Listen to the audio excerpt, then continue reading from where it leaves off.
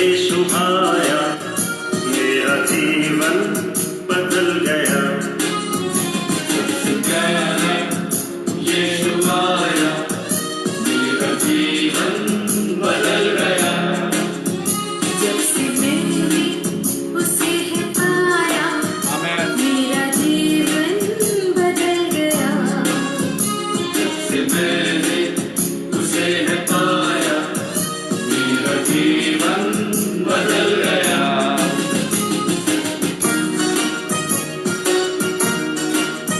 Welcome, Pastor Amos.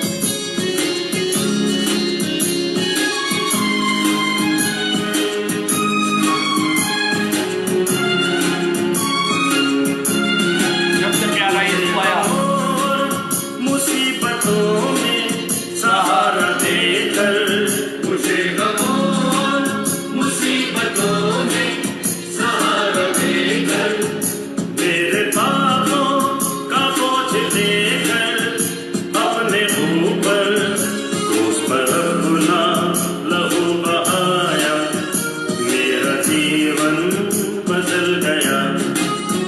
सबसे प्यारा यीशु आया, मेरा जीवन बदल गया।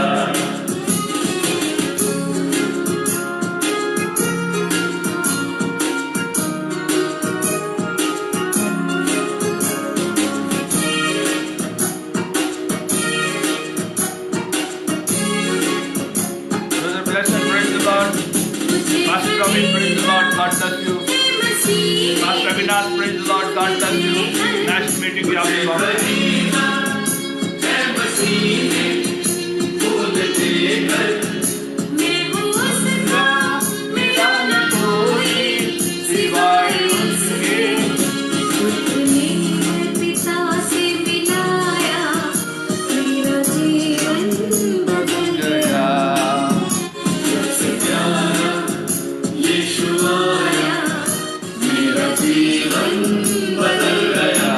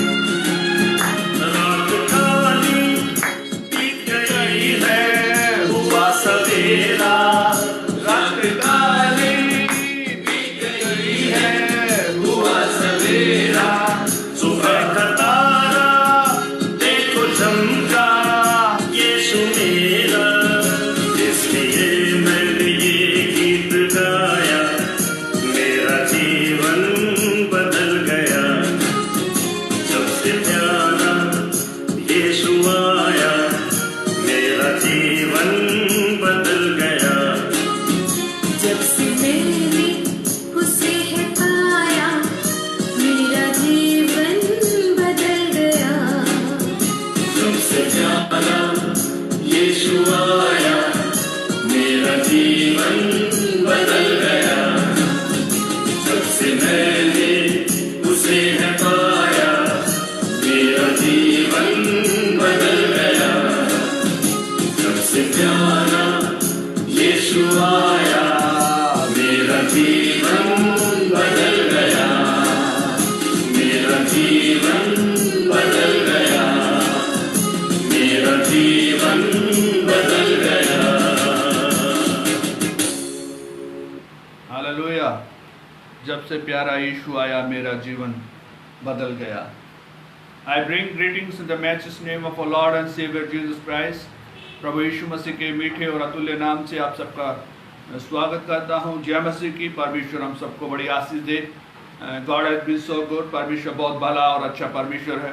पिछले दिनों की जो शिक्षा जो हमने शुरू की है पिछले हफ्ते में, और परमेश्वर यहाँ तक अगुवाई किया है, वो मैंने हिंदी में कहने के लिए प्रेजेंट करने के लिए कोशिश किया है। इंग्लिश भाषा में ट्रांसलेशन के लिए जाता तो बहुत समय लग जाता, लेकिन मैं आशा करता हूँ आने वाले दिनों में कभी इन्हीं सारी चीज़ों को मैं एक बार इंग्लिश में, टोटल इंग्लिश में ही शिक्षा देने का कोशिश करूँगा। लेकिन अभी मैं इसको हिंदी में ही कंटिन्यूस करना चाहूँगा। आप सब लोगों ने पिछले दिनों में परमेश्वर के वचन से आशीष पाया है, और आगे भी मेरी प्रार्थना है कि परमेश्वर हम सबको बड़ी आशीष देने पाए। परमेश्वर अपने मकसद को और उद्देश्यों को हमारे जीवनों से पूरा करने के लिए हम प्रभु का धन्यवाद करें, प्रभु की स्तुति करें। परमेश्वर हम सबको बड़ी आशीष दे। May God bless all of us very richly.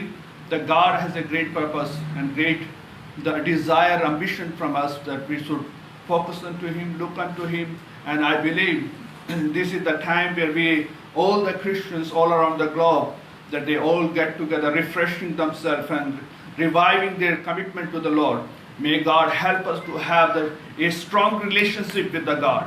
परमेश्वर हमारी सहायता करे कि हम परमेश्वर के साथ में घनिष्ठ संबंध बनाने पाए, परमेश्वर के साथ में अपने रिश्तों को फिर से नया करने पाए। कई बार संसार की इतनी व्यस्तता के कारण हमने अपनी बहुत सारी बहुमूल्य चीज़ों को खो दिया है, बहुमूल्य चीज़ों को हमने नहीं दे पाए, लेकिन परमेश्वर ने हमें यह मौका दिया।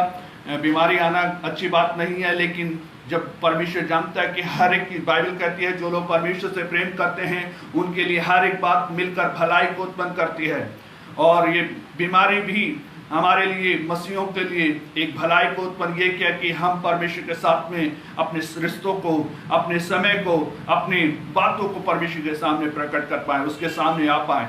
इसके लिए प्रभु का धन्यवाद हो। पिछले दिनों में मैं जस्ट थोड़ा सा रिवाइज करना चाहूँगा। पिछले दिनों में हमने अध्ययन किया था, हमने देखा यीशु मसीह के 7 कथन जो, और यीशु मसीह की 7 वाणियाँ जो क्रूस पे कही, उनके ऊपर हमने मनन किया और अध्ययन किया है। उनमें हमने देखा कि यीशु के कथन इतने महत्वपूर्ण हैं क्योंकि वो उद्धार करता है, वो मानव जाति को बचाने के लिए आया। जब संसार के लोगों के कथनों की वैल्यू हो सकती है, तो जो यीशु मसीह जगत का मेमना जो इस संसार में बलिदान होने के लिए आया, उसके कथनों की कितनी महत्वता है, कितना महत्वपूर्ण है, यही बातों को हम अध्ययन कर रहे थे। तो हमने देखा कि यीशु मसीह ने 7 वाणियाँ क्रूस से कही, और वो 7 वाणियाँ इतनी महत्वपूर्ण हैं कि मानव इतिहास में एक नयापन लेके आने के लिए, मानव इतिहास में कुछ तो नया होने के लिए, नई चीजों को स्थापित करने के लिए वो कथन बड़े मायने रखते हैं। तो 7 कथनों को हमने देखा कि 4 कथन, 4 चीजें जो 4 बार परमेश्वर से यीशु क्रूस पे बात करता है, और 4 बार मनुष्य से परमेश्वर प्रभु यीशु मसीह क्रूस से बात करता है।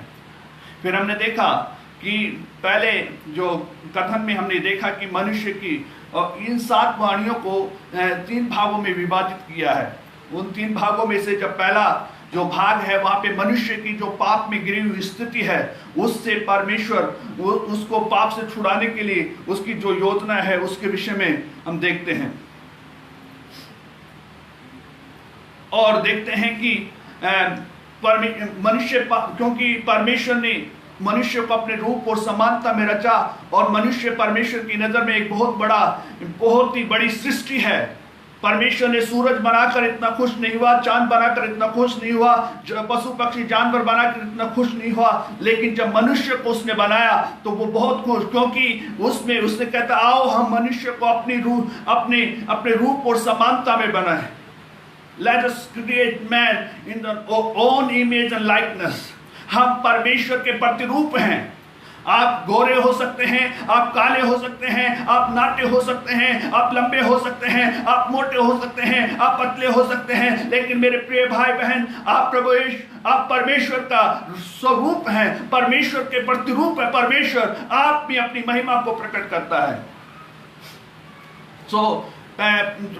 मनुष्य परमेश्वर से दूर हो गया, पाप के कारण परमेश्वर से दूर चला गया, रिश्ते टूट गए, लेकिन मनुष्य को वहीं परमेश्वर ने नहीं छोड़ दिया।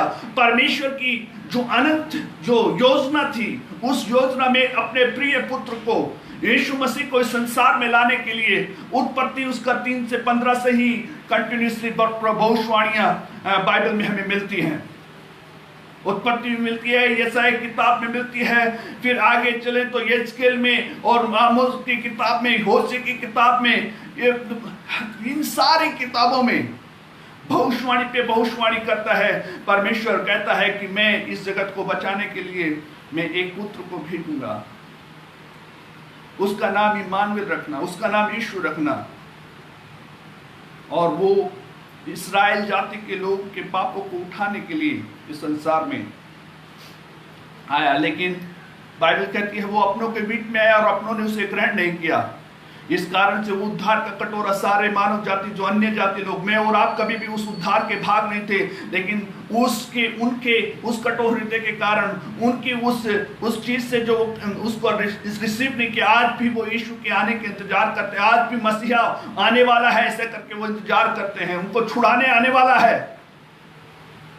लेकिन परमेश्वर के अनुग्रह में, उसकी दया में, परमेश्वर ने उचित समय पे मुझे और आपको उसके उद्धार का उस भेद को खोल दिया, हमारी आत्मिक आंखों को खोल दिया, ताकि हम परमेश्वर के सत्य को जान पाए, ताकि परमेश्वर की उस बात को समझ पाए कि उद्धार किसी और के लिए नहीं, ये मेरे लिए है।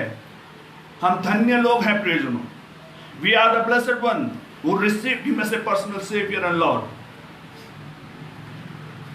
और भी हम प्रार्थना करें हमारे परिवार से लोग प्रभु में आने पाए। फिर हमने तो परमेश्वर की योजना को पहले भाग में देखते हैं। जब मनुष्य पाप में गिर गया, उसको छुड़ाने के लिए परमेश्वर की योजना की हम उस बात को देखते हैं कि परमेश्वर क्या क्या योजना बनाता है। और इसमें 3 कथन आते हैं। पहले कथन में जब हम देखते हैं तो यीशु क्रूस पर पिता से विनती करता है, हे पिता इन्हें क्षमा कर, क्योंकि ये नहीं जानते कि क्या कर रहे हैं, याचना कर रहा है। दूसरे कथन में जब आते हैं तो वो यीशु एक उद्धार का द्वार खोलता है। उम्र मायना नहीं है,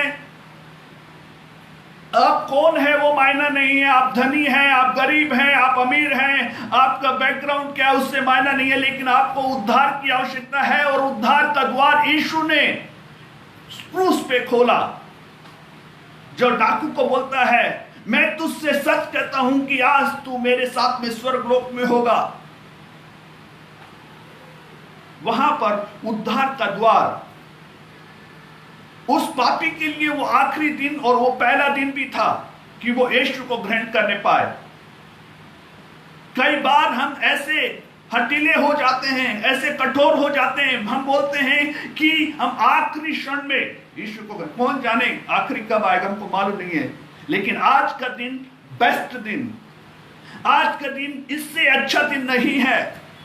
यदि ऐसा कोई भाई और बहन सुन रहा है जो अपने दिल को कठोर करके रखा है, सोचता है कि मुझे फिर से मौका मिलेगा, कौन जाने मेरे भाई मेरे बहन कि आपको मौका मिले या ना मिले। मैं एक बार की बात याद करता हूं। एक जगह पे मैं प्रचार कर रहा था और मेरे से पहले एक व्यक्ति और अपनी गवाही देने के लिए आया कि उनके जीवन में ऐसी बड़ी बड़ी चीजें परमेश्वर ने किया और गवाह, वो बहुत ही अष्टपुरुष, हम लोग एक साथ में डिनर किए। मैं उस दिन मेरा प्रचार हुआ, अगले दिन सुबह मालूम पड़ा अच्छा कटा आदमी सुबह में वो दुनिया को छोड़ के चला बसा। मेरे को इतना दुख हुआ। मैं सोचा ये शायद ये व्यक्ति कल आखिरी मैसेज मेरा मैसेज सुना होगा, मालूम नहीं है मैंने प्रचार किया था, वो प्रचार इसके लायक था या प्रचार मैंने अपनी तरफ से बेस्ट किया था या नहीं किया था। लेकिन शायद उसको दोबारा उसके बाद में कोई संदेश नहीं मिला होगा। लेकिन धन्य है जो प्रभु में सोते हैं, क्योंकि वो विश्राम करते हैं। ऐसा कोई व्यक्ति है जो आज तक प्रभु को अपना जीवन नहीं दिया है, अपने कठोर हृदय को छोड़िए, अपने अकेलेपन को छोड़िए, प्रभु की राहों में आइए। परमेश्वर आज भी इस क्रूस पे दूसरी वाणी से यही दर्शाता है, उद्धार आपके लिए खुला है, उद्धार आपके लिए है। Salvation is for you. Don't wait that you will have another opportunity, another time. The time will not come. You may not be knowing when your time is over. Don't make excuses upon excuses to give your life to God. You are valuable, you are a precious to God. And God is interested in your life. परमेश्वर आप में रुचि रखता है मेरे प्रिय भाई बहन। उद्धार का रास्ता आपके लिए खुला हुआ है। तीसरी वाणी में पहले भाग के जो तीसरी वाणी है उसमें हम देखते हैं कि परमेश्वर इस संसार में मनुष्य को उद्धार के लिए योजना बनाया, उसके उद्धार के लिए रास्ता खोला। उसके उद्धार के बाद में केवल उसको ऐसे ही छोड़ नहीं दिया। आप उद्धार में आने के बाद में वापस संसार में नहीं जा सकते। एक गाना है आपने सुना होगा, यीशु के पीछे मैं चलने लगा, यीशु के पीछे मैं चलने, ना लौटूंगा ना लौटूंगा। That should be your aim, that should be your ambition, that I will never, whatever happen in my life, I will go forward. I live for God, I live for God. मैं प्रभु के लिए जीऊंगा, चाहे कुछ भी क्यों ना हो जाए, मैं उसमें जीऊंगा, उसमें मरूंगा। संसार की तरफ वापस ना जाएं। हर दिन संसार आपको कैद कर रहा है। मैं एक बात बताना, 3 चीजें आपके और मेरे खिलाफ में हैं। 3 things are against us. पहला, हमारा शरीर हमारे खिलाफ में है और body is against us. For an example, you make a decision that tomorrow by 4 o'clock you want to have prayer, early morning prayer. I guarantee you, you will wake up exactly before 5 minutes before. 4 बजने से 5 minute पहले ही आपकी आंखें खुल जाएंगी। लेकिन आंखें खुलने के बाद में आपका शरीर बोलेगा, अभी तो बहुत अंधेरा है, अभी तो बहुत ठंड है, अभी तो बहुत गर्मी है, अभी तो नींद आई है। क्या? That means our body is against us. हमारा शरीर हमारे विरोध में है। दूसरा, the world which we live is against us. जिस संसार में हम जीते हैं वो संसार हमारे विरोध में है। ऐसी कोई भी चीज नहीं है जो हमारे पक्ष में है, ये सब कुछ हमारे विरोध में है। लेकिन प्रभु का शुक्र हो, परमेश्वर ने मुझे और आपको जीने के लिए सब कुछ दिया है इस संसार में। लेकिन वर्ल्ड इज अगेंस्ट अस, पाप की ओर आकर्षित करता है, पाप हमें खींचना, जो संसार में पूरा पाप भरा है और पाप दिन प्रतिदिन आकर्षित करता है। World is against us. तीसरा, जिस दिन से आप उद्धार पाए हैं उस दिन से लेकर अभी तक और आने वाले जितने भी दिन खुदा आपको देगा, उतने दिन तक शैतान आपके पीछे है, आपको गिराने के लिए, आपको नाश करने के लिए, आपको विश्वास से हटाने के लिए, आपका जीवन तहस नहस करने के लिए। Devil is against us. We are saved today is the only because of the grace of God alone. आज हम सुरक्षित हैं, आज हम अच्छे हैं, परिवार के साथ में आनंद मना रहे हैं, कलीसिया के साथ में आनंद मना रहे हैं। ये केवल परमेश्वर का अनुग्रह मात्र है प्रियजनों, क्योंकि परमेश्वर ने अपने दूतों को हमारे लिए सुरक्षा के लिए दिया है। उसका लहू का बाड़ा हमारे ऊपर है, उसका सुरक्षा का हाथ मेरे और आपके ऊपर है, इसलिए हम सुरक्षित हैं।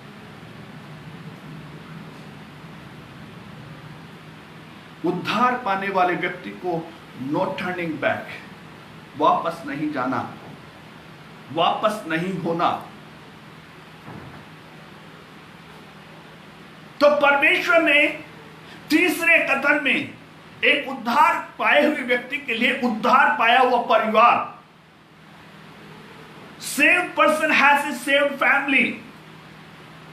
We have a global family. हमारे पास में सर्वभौमिक परिवार है। मुझे मालूम नहीं है आप कहां के हैं। हो सकता है आप यूपी के होंगे, हो सकता है आप मध्य प्रदेश के होंगे, हो सकता है आप केरला के होंगे, हो सकता है तमिलनाडु के, हो सकता है आप अमेरिका के होंगे, ऑस्ट्रेलिया के होंगे, न्यूजीलैंड के होंगे, श्रीलंका के होंगे।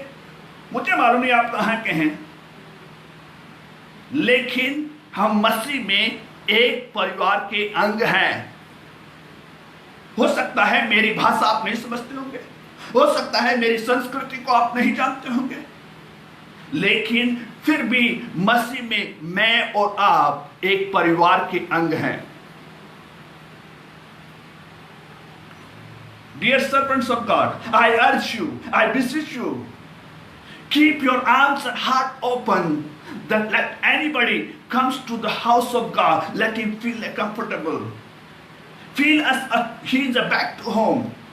उड़ाव पुत्र के समान वो वापस घूमकर अपने घर में आने वाला हो। जब वो घूम कर आए, पाप से छूट कर आए, उस संसार को बाई कर आए, उसके लिए एक जगह होने चाहिए। और उसका दायित्व तो परमेश्वर ने हमें एक दूसरे को संभालने के लिए परमेश्वर ने ठहराया है। We are the keepers of brothers. We are the keepers of brothers.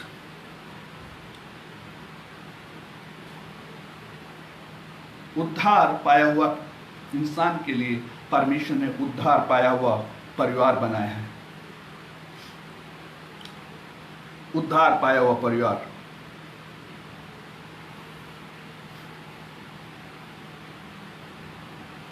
मेरे प्रियजनों, मैं और आप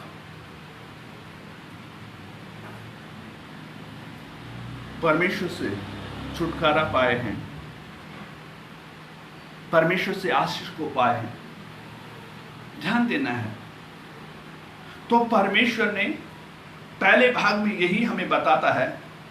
sorry, I am going little long, but it's okay, we are not in hurry, we should learn, that's what only desire of mind. तो पहले भाग में 3 चीजें परमेश्वर करता। पहले, एक व्यक्ति के लिए जो पाप में है, संसार में है, उनको बचाने की योजना करता है। दूसरा, वो करता है जब एक व्यक्ति उद्धार पाता है, उद्धार के लिए रास्ता उसके लिए तैयार है। Salvation is only through Jesus. Yeshu Masih के द्वारा ही उद्धार है, क्योंकि बाइबल कहती है आकाश के नीचे और लोगों के बीच में कोई दूसरा नाम नहीं। There is no other name than Jesus to have salvation. This is the reality. Whether you accept it or not accept it, up to you.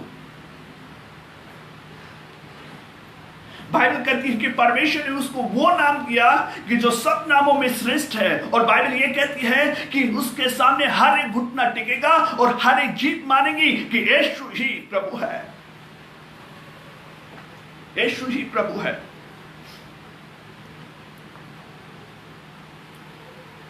एक गाना हम सुन के प्रभु का धन्यवाद करेंगे। Thank you lord, we praise you.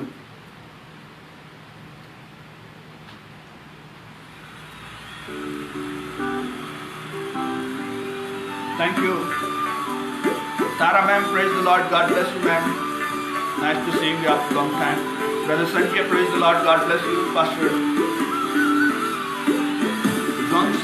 John, praise the Lord. God bless you, Pastor. Rajesh Gadia ji, praise the Lord.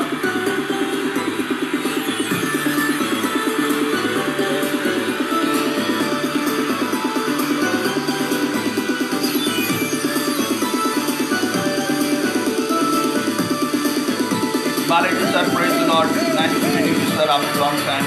Brother Jacob, praise the Lord. God bless you. Albert, praise the Lord. Brother Benu, praise the Lord. Akash Kumar, praise the Lord. Paul, praise the Lord. God bless you. तू ही सब है, तू ही कल था, तू ही अब है।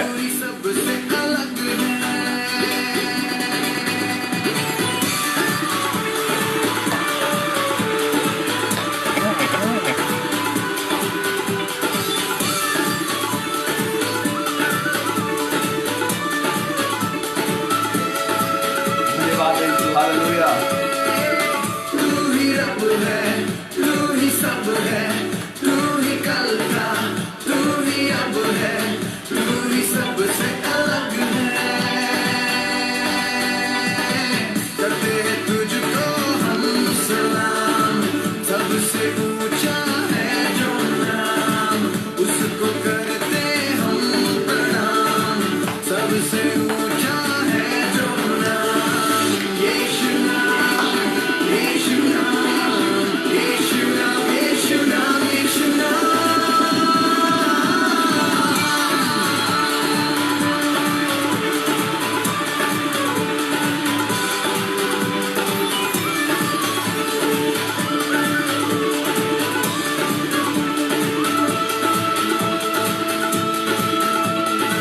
देखे हैं हमने लाखों ऐसे, पर तेरे जैसा कोई नहीं रे।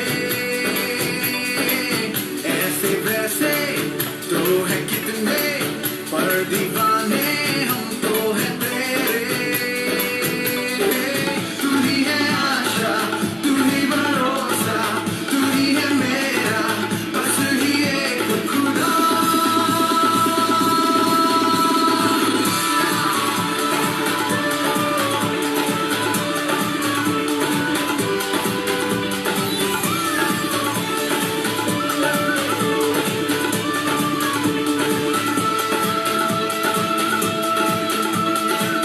आए हैं हम इस शहर में, यीशु का नाम ऊंचा उठाने। हम करेंगे बल्ले बल्ले और बोलेंगे आवाज उठा के। तू ही है आशा, तू ही भरोसा, तू ही है मेरा, बस ही एक खुदा। बोलो नाम यीशु नाम, यीशु नाम, यीशु नाम। बोलो नाम यीशु नाम, यीशु नाम। बोलो नाम यीशु नाम, यीशु नाम, यीशु नाम। बोलो नाम यीशु नाम, यीशु नाम। बोलो नाम यीशु नाम, यीशु नाम। बोलो नाम यीशु नाम, यीशु नाम। बोलो नाम यीशु नाम, यीशु नाम, यीशु नाम। बोलो नाम यीशु नाम, यीशु नाम। बोलो नाम यीशु नाम, यीशु नाम, यीशु नाम। बोलो नाम यीशु नाम, यीशु नाम।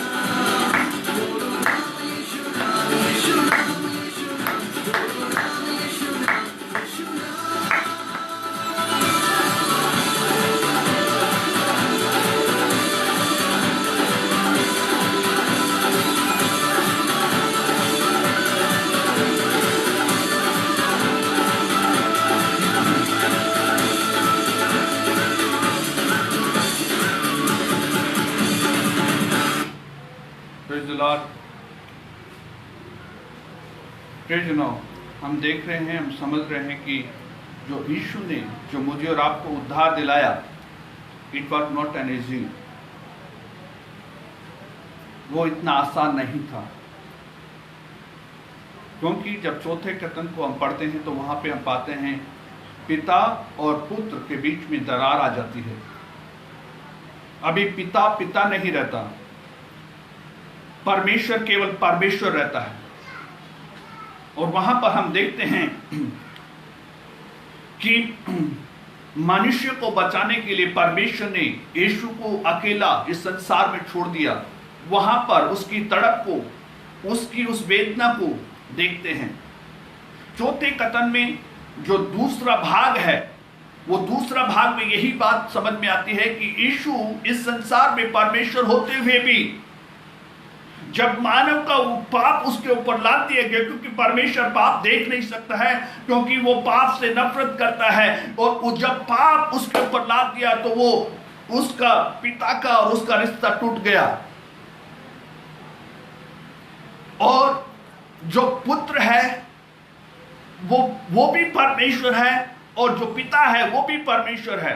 तो इसका मतलब यह है कि इन सब में परमेश्वर ही अपने आप को क्या कर दिया, त्याग दिया। God deny himself.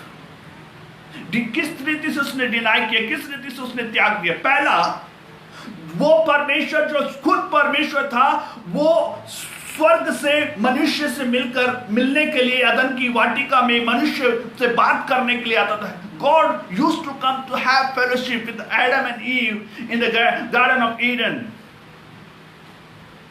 फेलोशिप के लिए आता था God himself। दूसरे भाग में जब हम देखते हैं तो हम पाते हैं कि उसने मानव रूप धारण किया। John chapter 1 verse 14, the word become flesh. मतलब परमेश्वर वो पहले स्वयं आता था, लेकिन फिर उसने मनुष्य रूप धारण किया। फिर उसने क्या त्याग किया? उसने केवल मनुष्य नहीं, वो पाप बन गया। मनुष्य को बचाने के लिए जो पाप मेरे को और आपको उस पाप की सजा मिली थी, उसने अपने कंधे पे ले लिया और परमेश्वर ने उसे पापी ठहराया,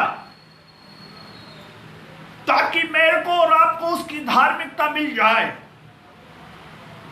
फिर आगे केवल उतना ही नहीं, वो मेरी और आपकी पाप की स्थिति यह है कि मैं और आप पाप के कारण नरक में जाना है। वो नरक में गया और वहां जाकर उसने पाताल में जाकर अधोलोक की कुंजियों को छीन के लेके आया, ताकि मैं और आप कभी अधोलोक में ना रहे, नरक में ना जाए। ये परमेश्वर की कदापि इच्छा नहीं कि मनुष्य नरक में जाए। परमेश्वर बचाना चाहता है, और आपको निर्णय, मुझे और आपको जो निर्णय जो करना होता है वो इस संसार में करना होता है। यदि यीशु को ग्रहण करें तो अनंत जीवन हमारा है। वो अधोलोक में गया, इतना नीचे वो स्वयं परमेश्वर अपने आप का त्याग किया। फिर पांचवी जो तीसरा भाग है, पहले भाग में पहले 3 खतन आते हैं, दूसरे भाग में चौथा खतन आता है, और तीसरे भाग में आखिरी 3 खतन आते हैं, जो हमने कल चालू किया था।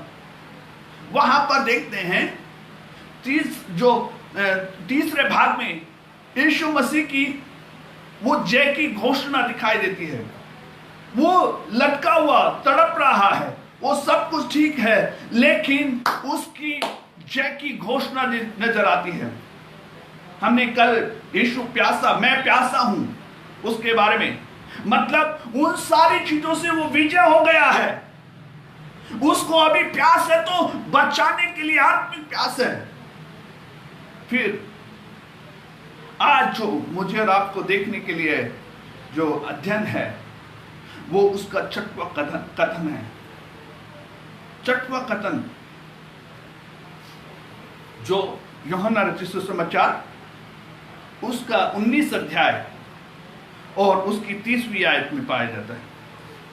19 अध्याय और उसकी 30वीं आयत, वहां पर ऐसा लिखा है, जब यीशु ने वह सिरका लिया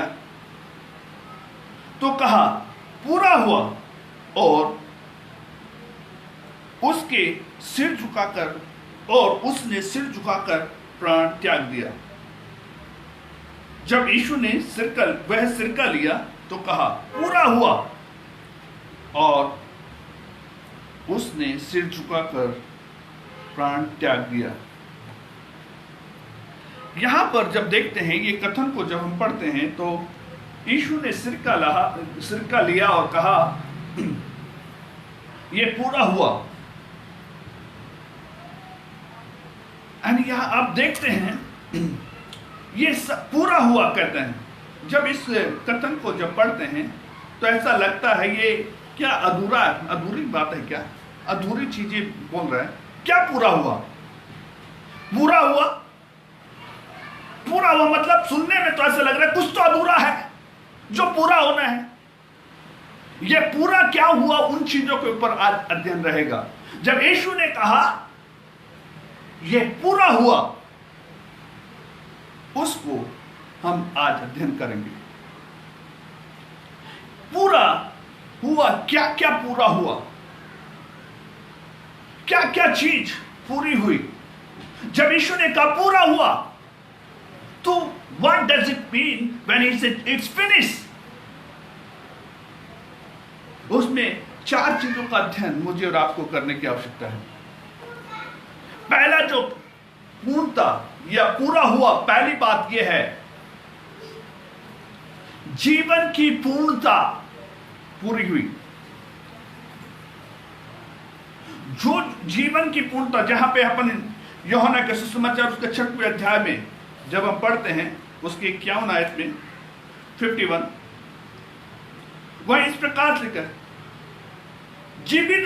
जीवित रोटी जो स्वर्ग से उतरी है मैं हूं, यदि कोई इस रोटी में से खाए वह सर्वदा जिएगा, और जो रोटी मैं जगत के जीवन के लिए दूंगा वह मेरा मांस है। तो जीवन की पूर्णता मतलब एक इंसान को तृप्त करने वाली चीज, एक पूर्ति के लिए जीवन की पूर्णता। जब यीशु ने कहा पूरा हुआ, मनुष्य की खोज परमेश्वर में खत्म। जो आप खोज रहे हैं वो परमेश्वर आपको यीशु मसीह में देता है। इसलिए यीशु ने कहा पूरा हुआ। जॉन चैप्टर 10 वर्स 10 सेज, यूहन्ना 10 का 10 इस प्रकार से कहता है, चोर केवल चोरी करने, मार डालने, नाश करने को आता है। मैं इसलिए आया कि वे जीवन पाए और बहुतायत का जीवन पाए। Thief does not come except to steal and to kill and to destroy. I have come that they may have life and that they may have it more abundant. कि वो जीवन पाए और बहुत आयत का जीवन पाए, बहुत आयत का जीवन पाए। जीवन की पूर्णता को पूरा करने के लिए यीशु ने कहा चोर केवल चोरी करने और घात करने, मारने के लिए आता, लेकिन मैं इसलिए आया कि जीवन पाए और बहुत आयत का जीवन पाए। God wants to give you life of satisfaction. बहुत आयत का जीवन परमेश्वर देना चाहता है। उसकी 28वीं आयत में क्या लिखा है? ऐसा बोलता है, मैं उन्हें अनंत जीवन देता हूं कि वे कभी नाश न होंगे और उन्हें मेरे हाथ से कोई छीन नहीं सकता। ये भेड़ों का दृष्टांत देता है कि मैं उन्हें अनंत जीवन देता हूं और वे कभी नाश नहीं होंगे और उन्हें मेरे हाथ से कोई छीन नहीं सकता। तो परमेश्वर प्रभु यीशु मसीह जब कहता पूरा हुआ, उसने पूरे मानव जाति को खरीद लिया। You belongs to him.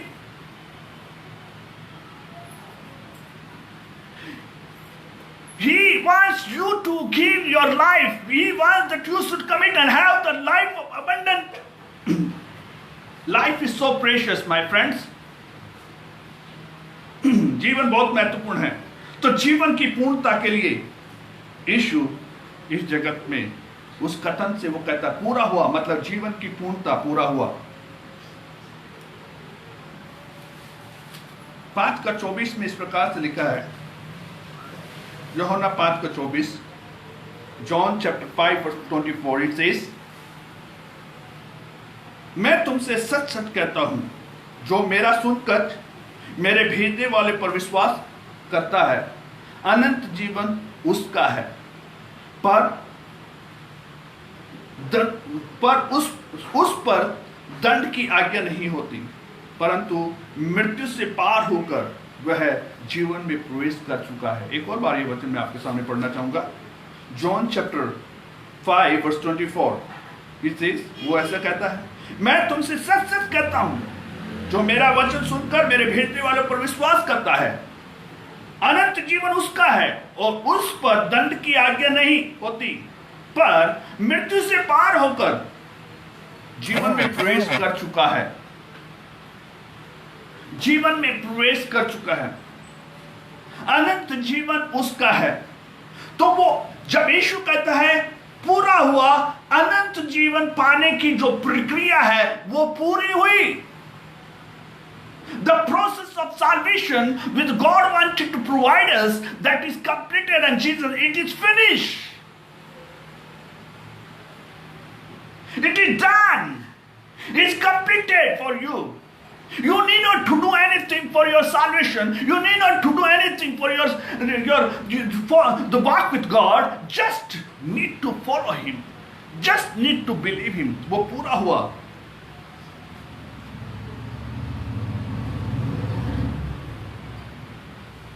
पांच का 40 ऐसे बोलता है। John chapter 5 verse 40, it says, और तुम मेरे पास आना नहीं चाहते कि जीवन पाओ। तुम मेरे पास आना नहीं चाहते कि जीवन पाओ, लेकिन पहला यूहन्ना उसका 5 का 12, फर्स्ट जॉन चैप्टर 5 वर्स 12, वहां पे बोलता है, जिसके पास पुत्र है उसके पास जीवन है। One who has son, he has life.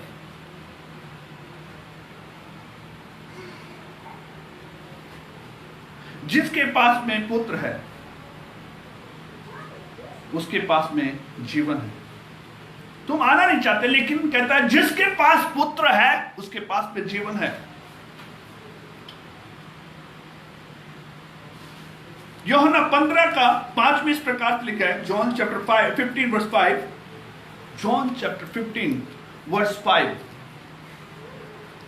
John 15:5, it says, मैं दाखलता हूं और तुम डाली हो, जो मुझ में बना रहता है और मैं उसमें, वह बहुत फल लाता है, क्योंकि मुझसे अलग होकर तुम कुछ नहीं कर सकते। मैं दाखलता हूं, तुम डाली हो, और जो मुझ में बना रहता है और मैं उसमें, वह बहुत फल लाता है, क्योंकि मुझसे अलग होकर तुम कुछ नहीं कर सकते। जब यीशु बोल रहा है ये पूरा हुआ, मतलब जीवन की पूर्णता पूरा हुआ। मेरे लिए, आपके लिए जो फल लाने का प्रोसेस जो परमेश्वर ने रखा, जीवन जो बहुत आयत का जीवन परमेश्वर ने देने का वायदा किया, वो क्रूस के ऊपर उसकी पूर्णता बोलता है। यीशु ने पूरा किया।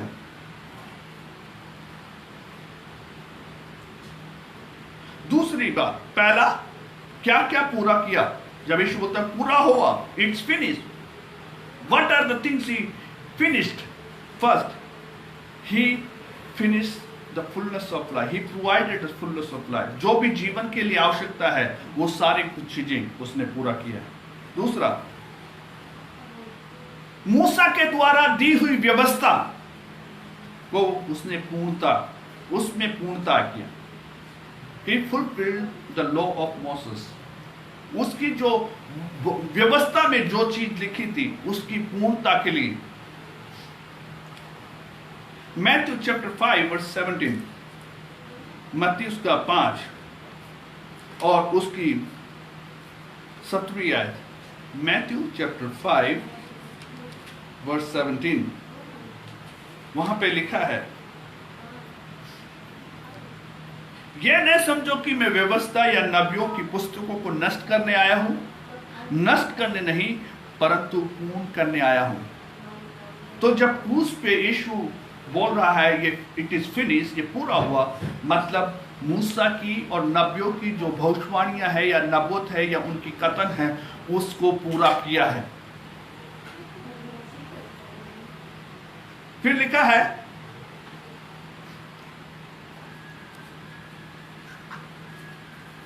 निर्गमन की किताब उसका 31 अध्याय और उसके 18वीं आयत में इस प्रकार से लिखा है।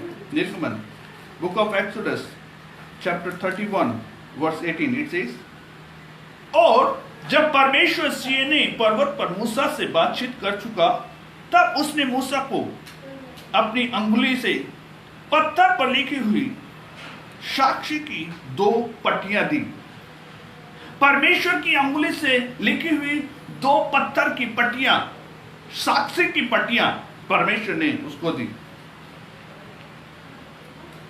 The law which were written on the stone, 2 stone tablets were given to Moses. वो जो आज्ञाएं हैं, 10 आज्ञाएं, उनकी पूर्णता पूरी करने के लिए वो कहता है, लेकिन वो आज्ञाओं को अब हृदयों में लिख दी गई। वो पहले पत्थर में लिखी हुई थी, लेकिन आज यीशु मसीह उन आज्ञाओं को हृदय में लिखता है। यिर्मयाह की किताब उसका 31, यिर्मयाह बुक ऑफ यिर्मयाह चैप्टर 31 एंड वर्स 33, 31 एंड 33 ऐसा लिखा है, परंतु जो वाचा मैं उनके दिनों में इस्राएल के घराने के साथ बांधूंगा वह यह है, यहोवा कहता है, मैं अपनी व्यवस्था उनके मनों में डालूंगा और उनके हृदयों पर लिखूंगा। मैं उनका परमेश्वर ठहरूंगा और वो मेरी प्रजा ठहरेंगे। यिर्मयाह चैप्टर 31 वर्स 33 वहां पे बोलता है मैं इस्राएल के साथ में जो वाचा बांधूंगा, वो बोलता है यहोवा यूं कहता है, यहोवा कहता है मैं व्यवस्था उनके मनों पर डालूंगा, मनों में डालूंगा और उसे उन्हें हृदय पर लिखूंगा। In the Moses time the commandments were written on the stone, but the God tells I will write on the hearts, on their mind. आज भी परमेश्वर मेरे और आपके हृदय के अंदर उसकी वाचाओं को समा के रखा है। उसकी जो कमांडमेंट्स हैं, उसकी जो व्यवस्था है हमारे हृदय पे परमेश्वर लिख के रखा है। तो मूसा की व्यवस्था को पूर्ण करने के लिए, नबियों की और मूसा की व्यवस्था को नाश करने नहीं, लेकिन इसको पूरा करने के लिए यीशु मसीह इस क्रूस के ऊपर यह कथन कहता है इट इज फिनिश, पूरा करता है। तीसरी बात, उद्धार की योजना की पूर्णता। The requirement for the salvation has been fulfilled on the cross of Calvary. जब यीशु कहता है पूरा हुआ, तो उद्धार की जो योजना है उसकी पूर्णता। रोमियो उसका 6:23, रोमन चैप्टर 6 वर्स 23, रोमियो 6:23 वहां पे लिखा है क्योंकि पाप की मजदूरी मृत्यु है, परंतु परमेश्वर का वरदान हमारे प्रभु यीशु मसीह यीशु में अनंत जीवन है। पाप की मजदूरी मृत्यु है, लेकिन प्रभु यीशु मसीह में परमेश्वर का वरदान हमारे प्रभु मसीह यीशु में अनंत जीवन है। जो उद्धार, जो मृत्यु हमको मिलनी थी उसको परमेश्वर ने बदलकर अनंत जीवन में दे दिया। तो वो उद्धार की जो योजना है वो पूरी हो गई। वो कहता है इट इज फिनिश, अकम्प्लिश्ड।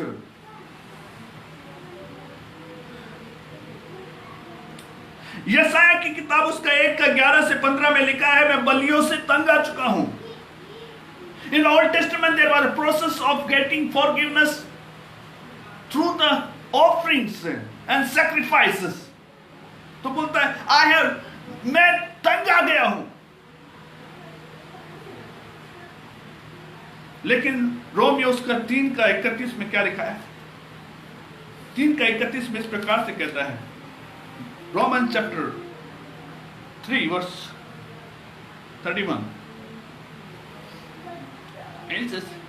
तो क्या हम विश्वास के द्वारा व्यवस्था की विफल करते हैं?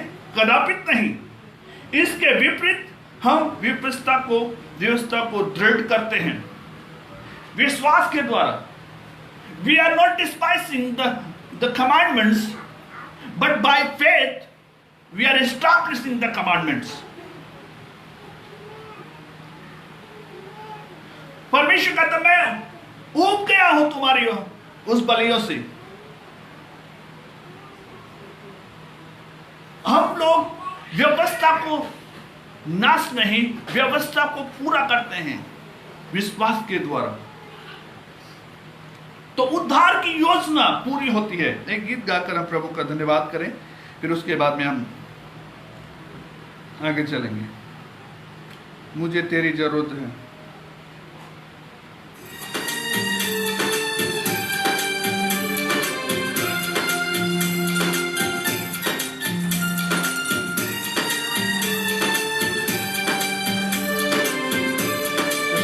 Praise the Lord, God bless you. Pastor Abraham Matthew, praise the Lord, God bless you. Bidu sir, praise the Lord, God bless you.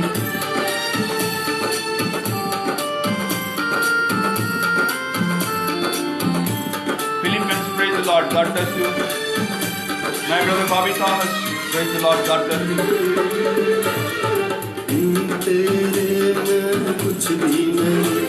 बिन तेरे में कुछ भी नहीं, कुछ भी नहीं मुझे तेरी जरूरत है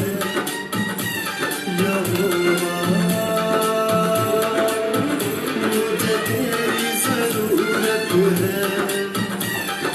प्यार तू करता इतना, प्यार तू करता इतना, बातों पे तो भी मेरी सूरत है। मुझे तेरी जरूरत है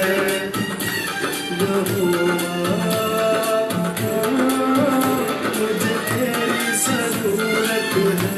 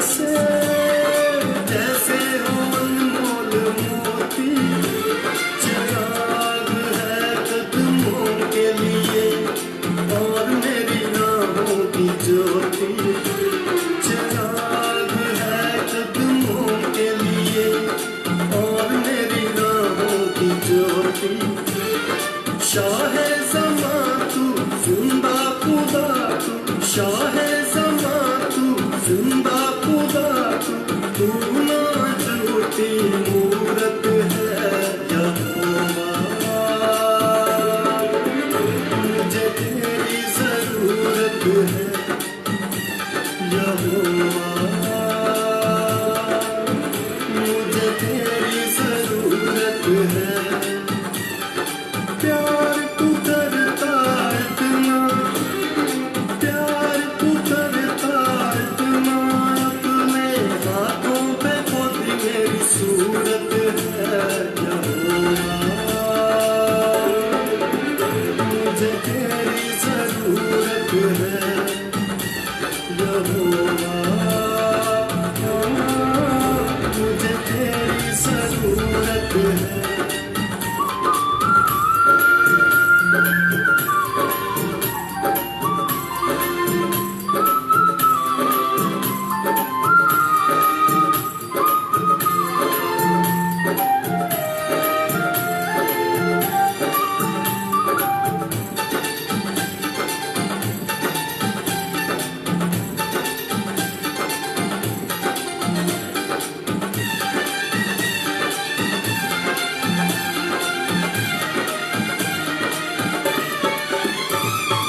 आसमां तूने बनाया, समुंदर की हद ठहराई, आसमां तूने बनाया, समुंदर की हद ठहराई, चरिंद परिंद पहाड़ दरिया और फूलों से धरती सजाई, चरिंद परिंद पहाड़ दरिया और फूलों से धरती सजाई, कायनात इतनी सुंदर बनाई, कायनात इतनी सुंदर बनाई, तू खुद कितना खूबसूरत है यहोवा,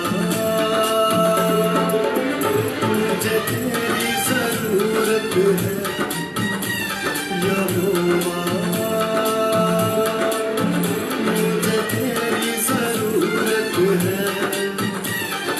प्यार तू करता इतना, प्यार तू करता इतना, अपने हाथों पे खोदी मेरी सूरत है यहोवा, मुझे तेरी जरूरत है यहोवा, मुझे तेरी जरूरत है। Praise the Lord.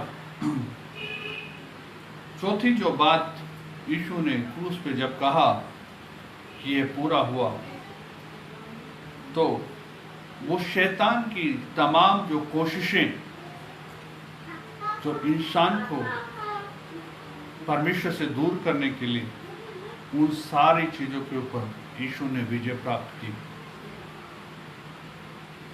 तो क्या क्या चीज शैतान विश्वासियों के साथ में करता है, उन चीजों का अध्ययन थोड़ा सा मुझे और आपको करना जरूरी है। सबसे पहले शैतान जो हमारे जीवन में हमला करता है वो है वचन को चुराता है। कितने बार आपने देखा होगा लोग परमेश्वर के वचन को पढ़ने या परमेश्वर के वचन के सामने जब जाते हैं तो उनको नींद आती है। कितने लोग पिक्चर के सामने या टेलीविजन के सामने में बैठकर या नॉवल पढ़कर, अखबार पढ़ के कभी नींद नहीं आती। वो घंटों घंटों तक समय बिताते रहते, लेकिन जब परमेश्वर के वचन को पढ़ने का बारी आता है उनके अंदर नींद आती है। ये क्यों होता है? क्योंकि शैतान वचन को चुराता है। शैतान नहीं चाहता कि मैं और आप वचन को जाने या वचन को पढ़ें या वचन को समझें। मेरे साथ में एक वचन पढ़ेंगे, मरकुस रचित सुसमाचार उसका 4 अध्याय और उसकी 15वीं आयत। मरकुस उसका 4 उसकी 15वीं आयत। और ये वे हैं जो मार्ग के किनारे के हैं जहां वचन बोया जाता है। जब वे सुनते हैं तो शैतान तुरंत आकर उनमें बोए गए वचन को उठा कर ले जाता है और उठा ले जाता है। यहां पे दृष्टांत दिया गया है, बीज बोने वाले का दृष्टांत। कुछ जो बीज है वो झाड़ियों में गिरा, कुछ बीज जो है पत्थर के ऊपर गिरा, कुछ बीज जो है अच्छी भूमि पर गिरा, कुछ 30 गुना, कुछ 60 गुना, कुछ 100 गुना फल लेके आया। लेकिन उन लोगों के विषय में बोलता है जो बीज को, वचन को सुनते हैं, लेकिन वो किनारे के समान है, वो बोया गया, लेकिन थोड़ी देर बाद में तुरंत शैतान आता है और ले जाता है। कि ऐसे कितने लोग हमारी कलीसियाओं में पाए जाते हैं। पिछले हफ्ता में परमेश्वर के दास लोग हर हफ्ता उनको पढ़ाते हैं, वचन सिखाते हैं, और उनसे पूछे कि पिछले हफ्ता में क्या सिखाया था, तो कुछ याद नहीं है। क्यों? क्योंकि वचन को चुरा ले गया। शैतान वचन चुराने का काम करता है विश्वासियों से। दूसरा काम जो शैतान करता है वो हमारे विश्वास के ऊपर हमला करता है। लूका रचित सुसमाचार उसका 22 अध्याय हमारे विश्वास के ऊपर हमला करता है। उसका 31 और 32 भी आए। शिमोन, हे शिमोन, देख शैतान ने तुम लोगों को गेहूं के समान फटकने के लिए आज्ञा मांग ली है, परंतु मैंने तेरे लिए प्रार्थना की है कि तेरा विश्वास चला न जाए। अतः जब तू फिरे तो अपने भाइयों को स्थिर करना। तो यहां पर परमेश्वर प्रभु यीशु मसीह वो शैतान उनको विश्वास में से गिराने के लिए उनके विश्वास के ऊपर हमला करता है, उसको छुड़ाने के लिए, उसको बचा के रखने के लिए। और मैं तेरे लिए विनती की है। शैतान हमसे वचन छुड़ा के लेके जाता है। वो नहीं चाहता कि हम वचन को सीखे, वचन को पाए, वचन को माने, क्योंकि वचन जितना हमारे अंदर समाएगा उतना ज्यादा हम मजबूत होंगे।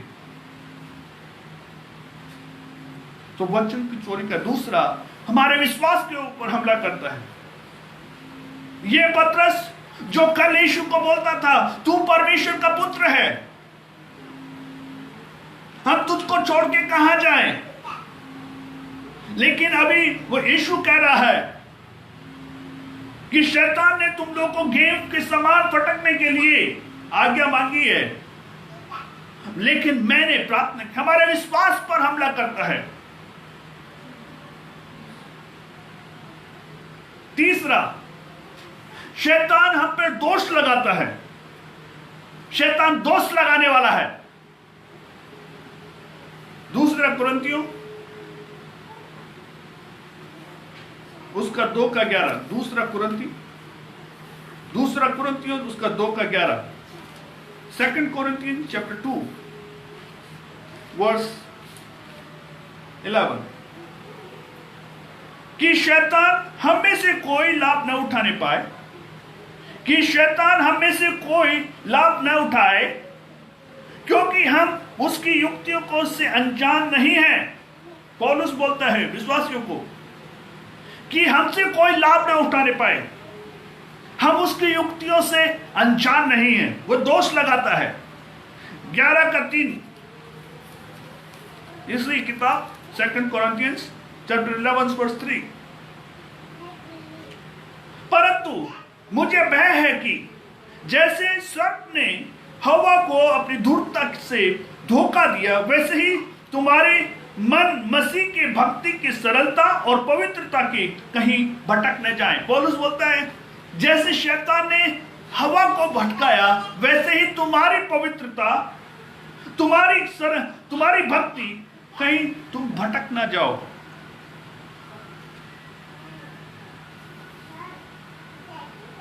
पहला तिमुथियुस उसका 5 और उसकी 13 से 15 भी आए। वो लिखा है, इसके साथ ही साथ वे घर घर घूमकर आलसी बनना, और न केवल आलसी रहना परंतु गपशप करना, दूसरे के कामों में व्यर्थ हाथ डालना सिखाती हैं, और ऐसी बातें कहती हैं जो कहने योग्य नहीं। इसलिए मैं चाहता हूं कि जवान विद्वान विवाह करें, संतान उत्पन्न करें, घर की देखरेख करें और शत्रु को निंदा का अवसर ना दें, क्योंकि कुछ तो पहले ही से बहकर शैतान का आज अनुसरण करने लगी हैं।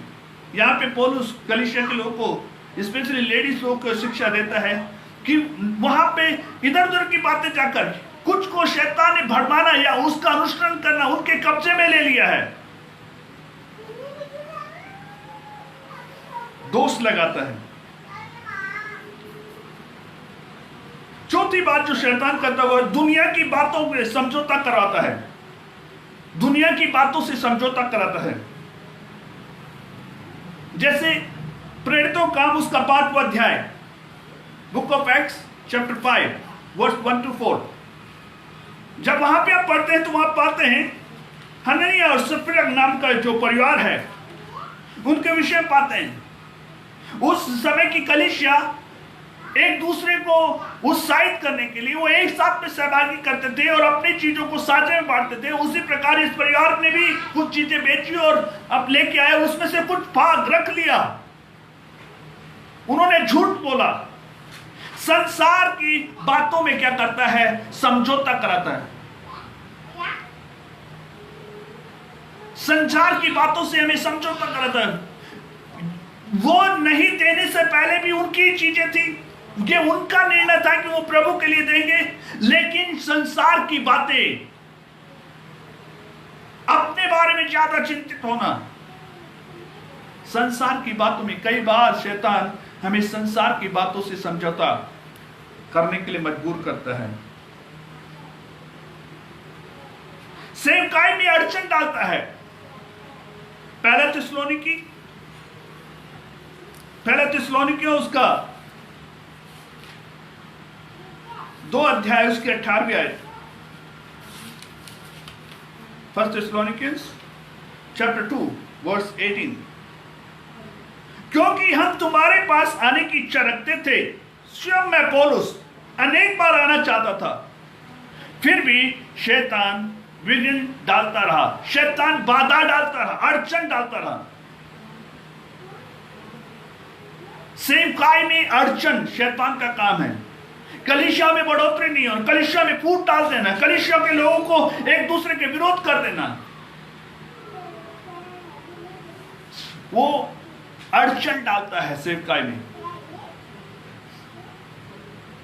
उसका काम है, मैंने बताया ना, वो शुरू से लेकर जिस दिन से आप प्रभु में आए उस दिन से लेकर और जब तक आप इस दुनिया में रहेंगे वो हमारे पीछे पड़ा है। लेकिन चिंता ना करें, हम जयवंत से बढ़कर हैं। प्रभु यीशु मसीह में हम जयवंत से बढ़कर हैं। देख, मैंने संसार को जीत लिया, यीशु ने कहा, वी आर ओवरकमर्स। यीशु ने संसार को जीत लिया है। शैतान सेवकाई में अड़चन डालता है, शैतान सेवकों को सताता है।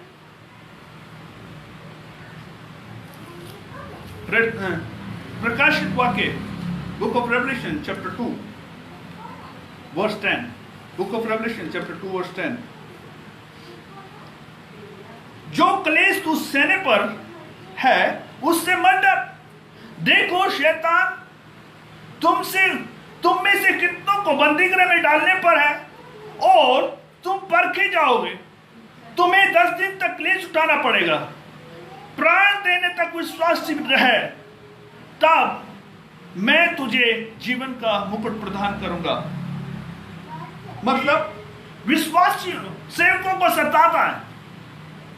आज कितने सारे सेवक हैं जिनको झूठे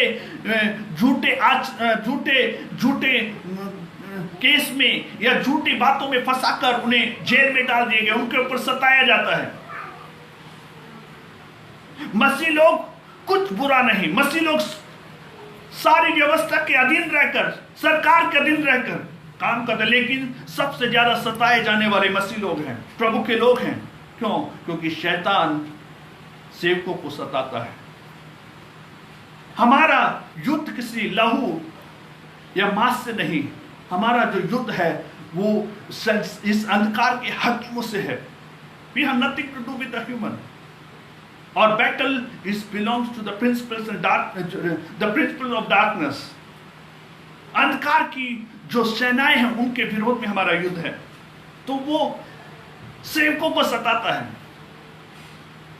लेकिन प्रभु यीशु कहता है अंत तक अपने विश्वास में स्थिर रहे तो मैं तुझे जीवन का मुकुट प्रदान करूंगा। प्रभु के दासों, सेवकों, आप किस परिस्थिति से होकर गुजर रहे हो, सताव से होकर गुजर रहे हो, परखने की समय है ये आपको परखा जा रहा है। लेकिन ध्यान रखें, स्थिर रहे विश्वास में, सेवा में स्थिर रहे, बने रहे, तो जीवन का मुकुट परमेश्वर हमें प्रदान करेगा।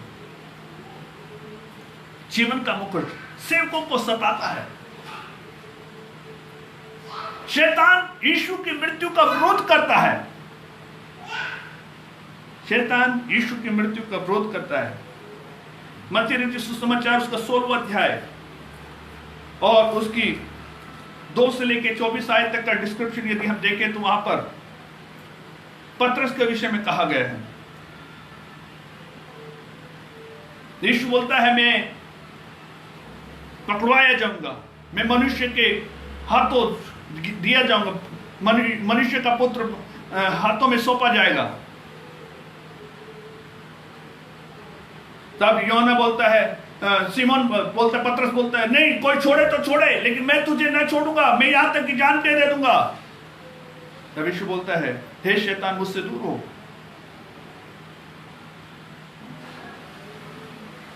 तो शैतान प्रभु यीशु की मृत्यु का विरोध करता है। तो यीशु ने क्रूस के ऊपर जब कहा पूरा हुआ, तो शैतान की तमाम युक्तियों के ऊपर उसने विजय प्राप्त की और वो कहा पूरा हो गया है।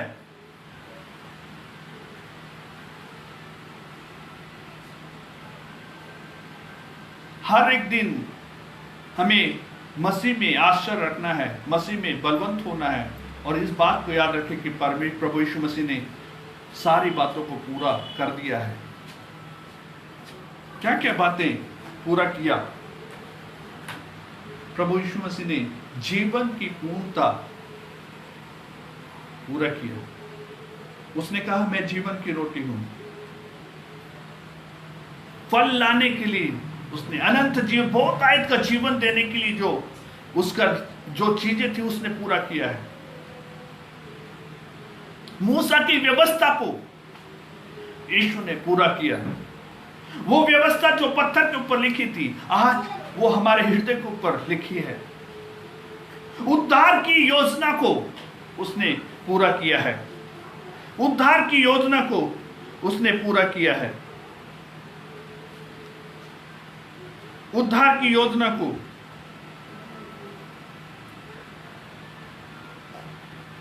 पूरा किया और आखिरी में शैतान की हर एक युक्तियों को उसने नाश कर दिया, उस पे विजय प्राप्त किया। उसने विजय प्राप्त किया। मुझे और आपको स्वतंत्र जीवन, आजादी का जीवन परमेश्वर चाहता है कि मैं और आप जी। एक गाने के साथ में प्रभु की महिमा करें। धन्यवाद हो यीशु, hallelujah. We praise you, Lord. We bless your name.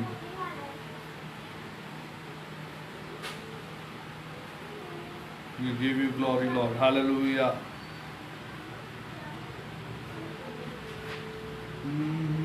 Lord, we praise you. We give you glory. यहाँ लिखा है शैतान की तमाम युक्तियों के ऊपर यीशु ने विजय प्राप्त किया। और यीशु जीवंत है।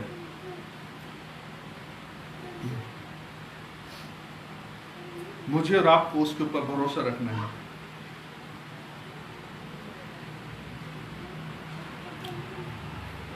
धन्यवाद यीशु, hallelujah.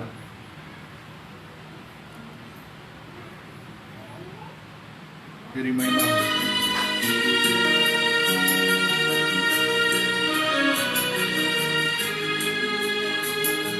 Praise the Lord. Vipin, praise the Lord. God bless you, dear brother. Thank you, Lord. We praise you, Jesus. Hallelujah. We give you glory, Lord. We give you glory, Lord. We give you glory. We thank you, Lord Jesus.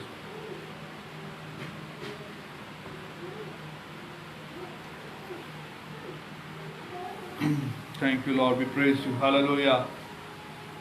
लिखा जो हम देख रहे हैं यहाँ पर उद्धार की जो योजना प्रभु यीशु मसीह ने क्रूस के ऊपर पूरा कहा, और ये कहा ये पूरा हुआ। जो भी आवश्यकताएं जो हमारे लिए उद्धार पाने के लिए परमेश्वर हम जो योजना उसने शुरू से बनाया है, वो सारी योजनाएं यीशु मसीह में उसने पूरा किया। मैंने जिस प्रकार से कहा कि जो यीशु का जो मृत्यु है क्रूस के ऊपर, वो किसी और कारण से नहीं, वो एक कारण परमेश्वर की योजना जो मानव जाति को बचाने के लिए वो बलिदान था, बलिदान था। May God help us.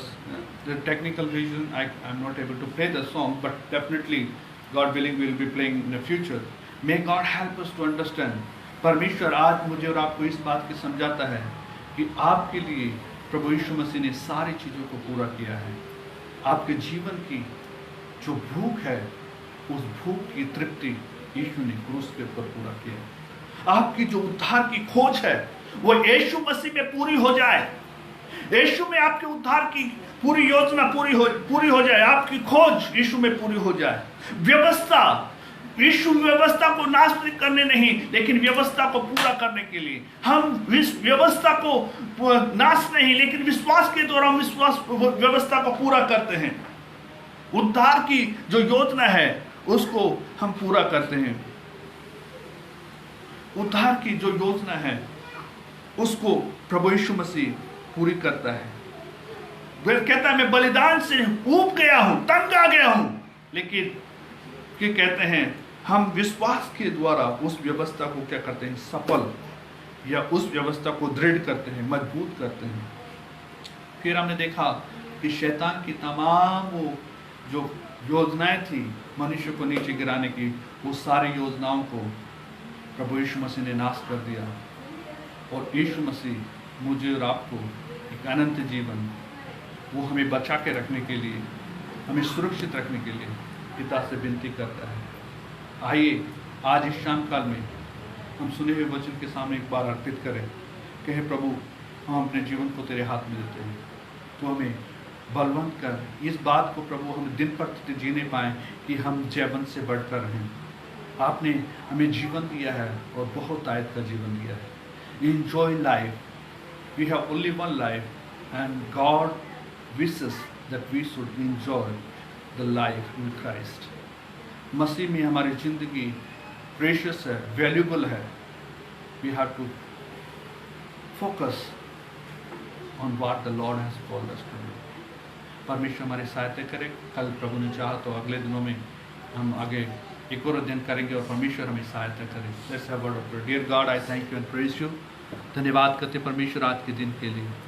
जितने भी भाई बहन, जितने भी लोग इस सेवकाई के द्वारा जहाँ कहीं उनको तू आशीष प्रदान कर परमेश्वर। धन्यवाद प्रभु, आपने आज की शाम में प्रभु जी जो कथन क्रूस पे आपने कहे पूरा हुआ, प्रभु हमारे उद्धार की हर एक आवश्यकताओं को आपने क्रूस पे पूरा किया, उसके धन्यवाद करते हैं प्रभु। हम प्रार्थना करते हैं परमेश्वर, होने दे उन लोगों के लिए प्रार्थना करते हैं जो उद्धार के लिए इधर उधर खोज रहे हैं, ढूंढ रहे हैं प्रभु, उनकी वो खोज आप में पूरी हो जाए, वो आपको जान जाए परमेश्वर। आप आए और आप बहुत आयत का जीवन देने के लिए आए, इसका धन्यवाद करते हैं। आज की रात की हर एक आशीषों के लिए धन्यवाद, आपने प्रार्थना सुने, धन्यवाद करते हैं। सबको जल्दी आने वाले यीशु मसीह नाम में कहो तो पिता है। आमीन आमीन। God bless you. Stay blessed. May God bless you richly. Amen.